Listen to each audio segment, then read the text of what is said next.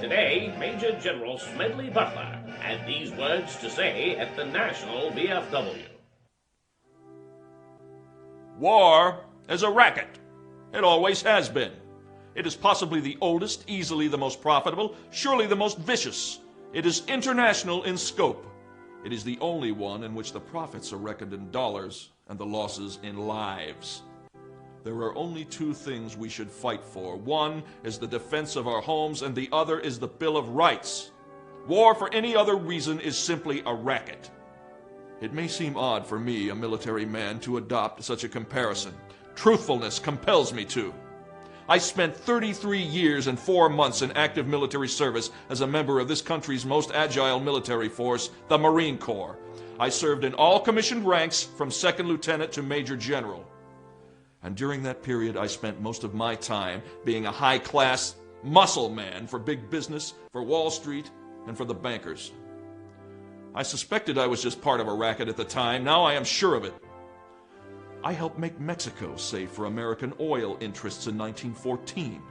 I helped make Haiti and Cuba a decent place for the National City Bank boys.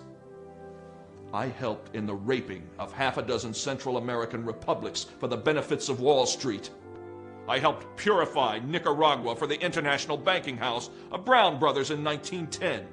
I brought light to the Dominican Republic for American sugar interests in 1916. In China, I helped to see to it that Standard Oil went its way unmolested. Looking back on it, I feel I could have given Al Capone a few tips. The best he could do was operate his racket in 3 districts. I operated on 3 continents. A racket is best described, I believe, as something that is not what it seems to the majority of the people. Only a small, inside group knows what it is about. It is conducted for the benefit of the very few at the expense of the very many. In the World War, a mere handful garnered the profits of the conflict. At least 21,000 new millionaires and billionaires were made in the United States during the World War. How many of these war millionaires shouldered a rifle? How many of them dug a trench? How many of them knew what it meant to go hungry in a rat-infested dugout? How many of them spent sleepless, frightened nights ducking shells and shrapnel and machine gun bullets? Out of war, nations acquire additional territory if they are victorious. They just take it. This newly acquired territory promptly is exploited by the few, the selfsame few who wrung dollars out of blood in the war. The general public shoulders the bill. It would have been far cheaper and safer for the average American who pays the bills to stay out of foreign entanglements. For a very few, this racket, like bootlegging and other underworld rackets, brings fancy profits.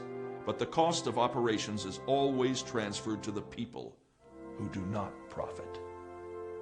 Take the World War. It cost the United States taxpayer some $52 billion, and we haven't paid that debt yet.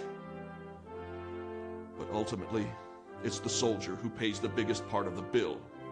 If you don't believe this, visit the American cemeteries on the battlefields abroad, or visit any of the veterans' hospitals in the United States. Napoleon once said, "All men are enamored of decorations, they positively hunger for them." So, by developing the Napoleonic system, the medal business, the government learned it could get soldiers for less money, because the boys liked to be decorated. Until the Civil War, there were no medals. Then the Congressional Medal of Honor was handed out. It made enlistments easier. In the World War, we used propaganda to make the boys accept conscription. They were made to feel ashamed if they didn't join the army. So vicious was this war propaganda that even God was brought into it. With few exceptions, our clergymen joined in the clamor to kill, kill, kill. To kill the Germans. God is on our side. It is His will that the Germans be killed. And in Germany, the good pastors called upon the Germans to kill the Allies, to please the same God. Beautiful ideals were painted for our boys who were sent out to die. This was the war to end all wars. This was the war to make the world safe for democracy. No one mentioned to them as they marched away that their going and their dying would mean huge war profits. Thus, having stuffed patriotism down their throats, it was decided to help make them pay for the war too. So we gave them the large salary of $30 a month. All they had to do for this munificent sum was to leave their dear ones behind, give up their jobs, lie in swampy trenches, and kill and kill and kill. And be killed.